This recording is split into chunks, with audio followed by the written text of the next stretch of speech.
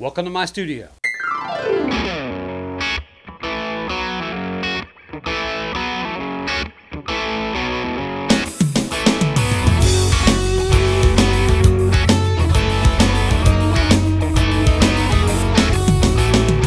Hello friends, welcome to my studio, where we celebrate the makers of homegrown music. And there's more of us than you think. This week we go all the way back to England and hear some amazing music. This guy's stuff just blew me away, and you'll soon know why. So please welcome a great guy with great talent, James Hollingsworth.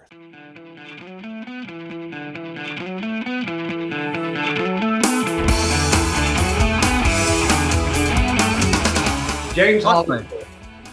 Oh yeah. Hi, man. Yeah, it's still coffee time for me. Here as well. I just polished off a cup myself. So you're in the UK as well, is that correct? I'm in Somerset in Frome, which is a tiny town, but big enough to be a town, on the east side of some hills called the Mendips. And there's lots of natural springs and lovely woodlands around here, rolling hills, in the southwest of England. Sounds very picturesque. It is. It's beautiful. Fun. So let's talk about. Tell me about your beginnings. How did you begin in music, and what was? Where'd you start out? There was always music being played in my home where I was growing up, and classical music. My dad played a little bit of gut string classical guitar, not as much as he might have liked to. He was very busy doing other stuff, but there was always this guitar sat there, sort of just clink the top by the nut, you know. Ding, ding. So I always loved noise and sounds. I was always a mimic of noises, and there was a piano in the house as well. My mum used to play a lot of classical music, so I'd like the radio on, you know, Sunday night bath before going back to school in the morning, top 40s playing. So yeah, I got into music quite early, and then I kind of gave it up, you know, because it was childish listening to all these pop songs in the bath. So and then it didn't take me long really to get back into Jeff Wayne's War of the Worlds. I heard that at school and really loved it, and then my brother started listening to prog rock like Genesis and Supertramp and stuff, and yeah, I quite liked a lot of that. I thought Genesis were a bit heavy when I was 10 or something. Got more into prog rock, and then my world sort of changed as a mid to late teenager when I heard Dr. Feelgood, a rhythm and blues band from the early 70s, pub rock band, that sort of chimed with my love of the movie The Blues Brothers. So yeah, I wore a trilby hat for a while and still loved the prog on the side, but as the years went on, the prog became more of a guilty secret. They're loving all the other stuff as well, and learning lots more genres through discovering Miles Davis and jazz area, and John Martin, Tim Buckley, the voice of Tim Buckley, and the poetic journeying of the Doors, and loads of new music I heard in my early 20s, you know, and, but always in the end loved to make music that was a little bit more complicated, so hence the kind of prog roots always kind of came through, and ended up working many years later. 2003 I joined Jebbo, a rock band made up of the remains of a different band in Bristol, and they just needed one last member. They had bass player and they had keyboard player, and the founder members were a guitarist and a drummer, so all the difficult stuff mostly was catered for in the band, but they needed a singer. So I turned up about 6 months after they started looking. Ended up with the band for 5 years, and we recorded one of the songs from the new album was recorded with those guys. A lot of fun, but I didn't feel like it was my outlet for my music so much, but it was yeah, it had some great days, as Rob Allen would have said. So got some lovely footage, and that recording has ended up on 13 Moons, the new album, and Johnny, the producer, helped me mix it. I sent him mixes over the emails, and we talked long and short on the phone about making changes until we get the result that we've got. And he was impressed with my results, I knew I was ready to put out the album then. Man, it certainly has a really good, nice sound. Full, fat, melodic. It's just a really great sounding album, end to end. Nice, huh? Yeah.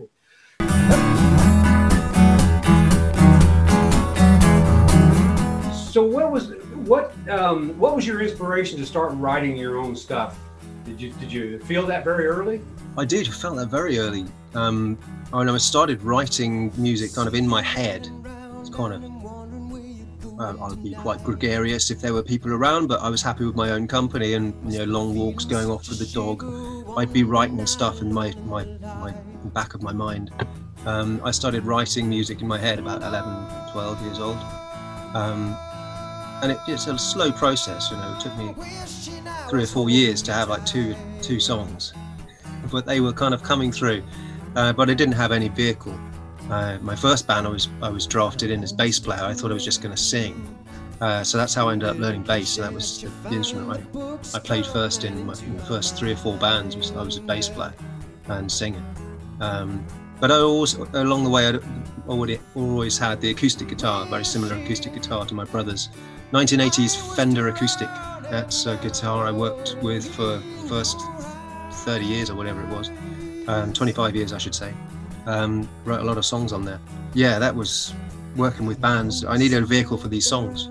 So I started looking for other people. Well, we were just happened to be having a coffee in between a break at college or something, and put a band together with 2 other guys, a guitar player and a pianist.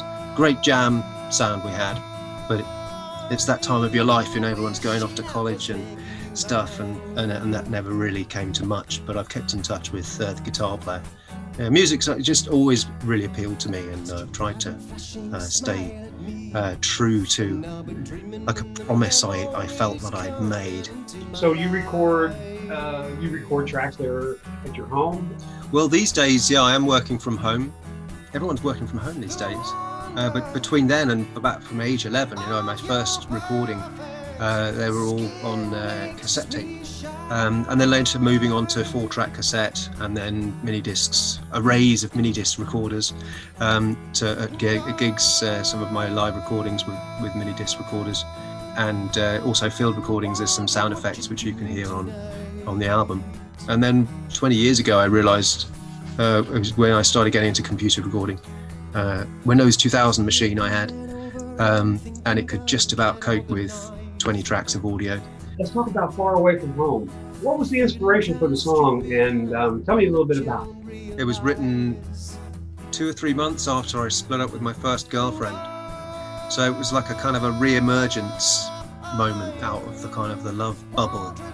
But at the same time, you know, I felt like I'd learned something out of the process.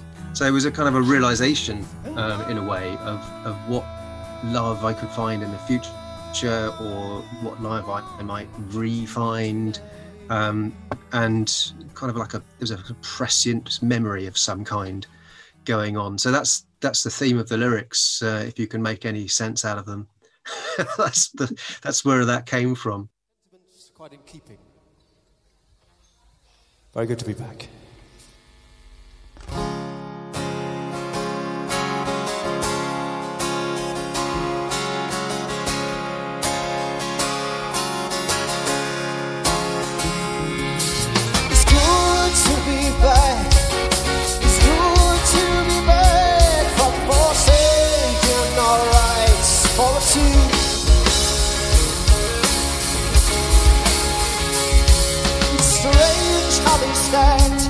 All those tensions left, and illusions, they came from the heart.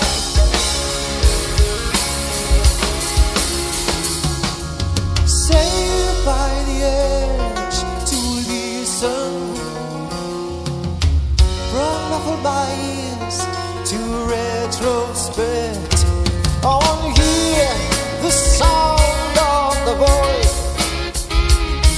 You hear the sound of the voice.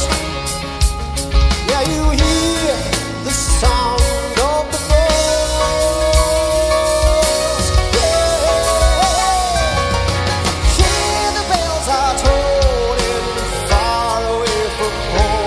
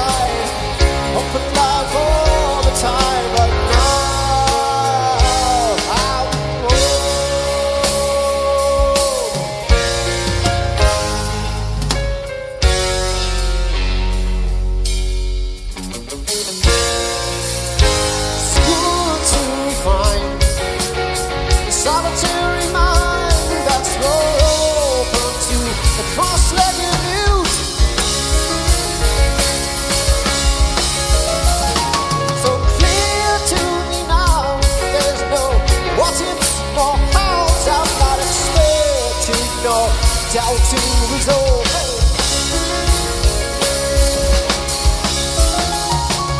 Saved by this shock to the system, broke-bonded clouds, freed clarity.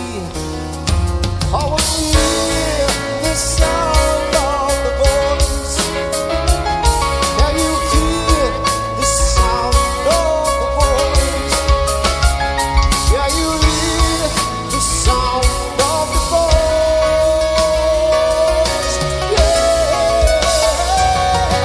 Hear the bells are tolling far away from home. There's a tears in the earth, far away from home. Too soon to settle down, restless, untied. A taste of a paradise, an inverted flow. You told me, I told you, you can't drink from the cup so fast. Till the time when all thoughts rhyme, I know that is home.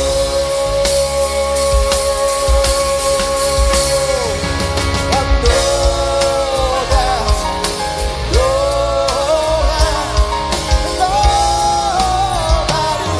is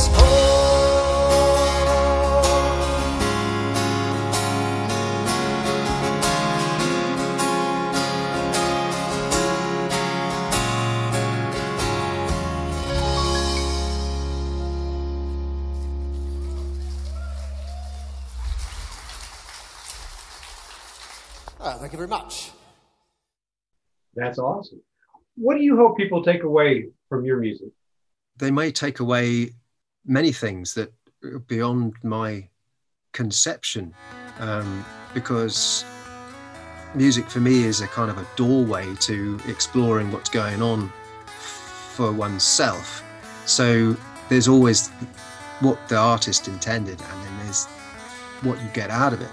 So, but running through that, of course, I'm not just a pure channel for the music. It's filtered by whatever I am. So I hope people enjoy the way I kind of channel the music, so to speak. But it's not just about me. It's about what the music can. I'm my best attempt to convey whatever it is the music's trying to say. So I hope they take whatever it is the music intended. What was the next song, the second song? Oh yeah, that was Sea of Enrichment. Tell me a little bit about it. Well, Sea of Enrichment was the, I think it was the second collaboration, songwriting collaboration that I did with Jason Flinter. And the song's about, well, it starts off really with a concept that Jason came up with, it was exactly the same as now I look at it as Far Away From Home. He came up with a verse and said, look, I've got this verse, what shall we, it sounds like one of your songs, what shall we do? And I said, well, I've got this chorus. And we put my chorus with his verse, and then we wrote a middle bit to kind of glue it together.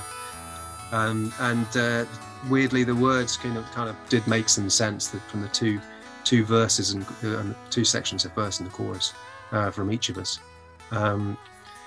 Something about the soul's development in many ways, but it's this sea of options.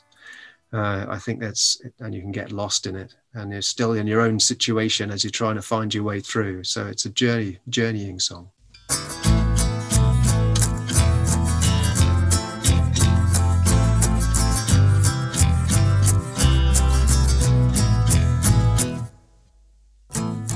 You can lead us to the path of enlightenment, but it won't make us think,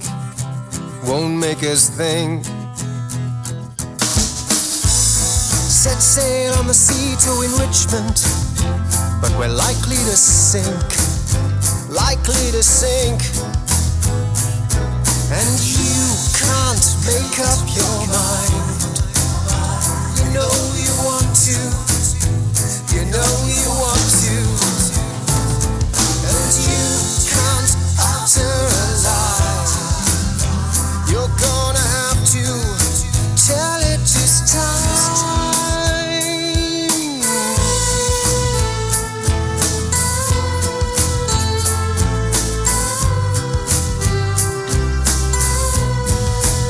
I did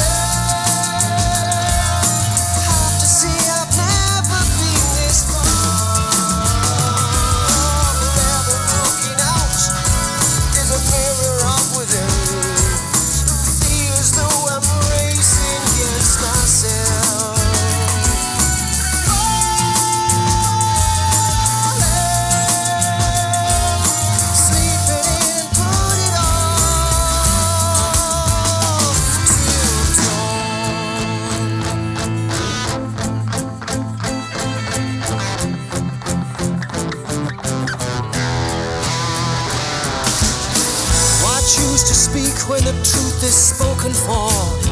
Then give me your word, give me your word.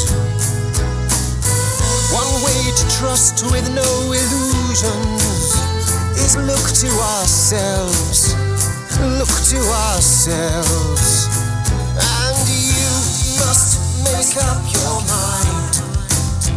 You know you have to, you know you have to. And you can't utter a lie. You're gonna have to tell it this time. I didn't wanna ask why, 'cause why is never ending. I didn't wanna ask why, 'cause why never ending. Why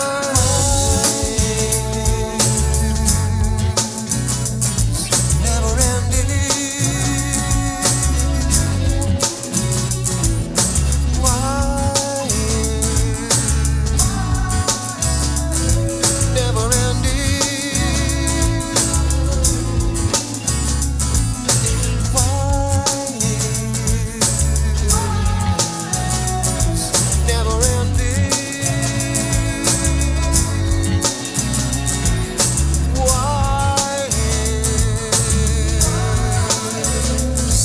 never ending. Why never ending.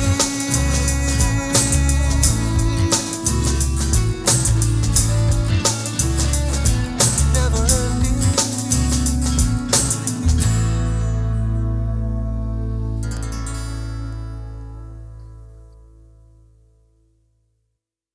How important has that been to you to be able to record at home?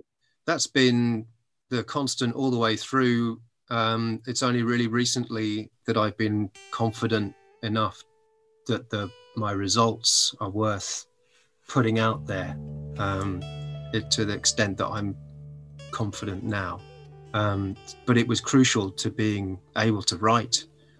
I'm just trying to get as much out there as I can, and it makes it much easier when you've got that outlet at home, even if it's just to make demos with. Do you ever expect to quit? Not now, no. It's so much of what I've become. I'm now in my 50s, so there's not a lot of time left for me to get really good at something else. And another principle from Neil Young, which I took to heart, was if you have an idea for a song or a piece of music or a creative idea, you stop whatever you're doing and you get it down. You record it, you write it down, whatever it is, but that's your responsibility. So going back to that question about do I ever expect to quit, it's something that I would carry on doing even if I was stacking shelves. Yeah. James, is there anything else you would like someone to know about your music or about yourself? One of the things that I wanted to put into the mix was the theme of the album, the thread going all the way through it, and the journey that I want people to be taking, perhaps, is it starts with the sound of nature at the beginning of breathing it in, and the song goes through various cycles of understanding of death and rebirth, and finally there's thunder, and then we're back to far away from home, we're back home, and then there's the sound of nature again. So it's a journey from nature through whatever it is that we experience back into nature. And I think that's the main message. I think goes way beyond how important music is, although maybe it's the same. If music is life, is we need to understand we're part of nature, not separate from it. And it's at our peril that we forget that.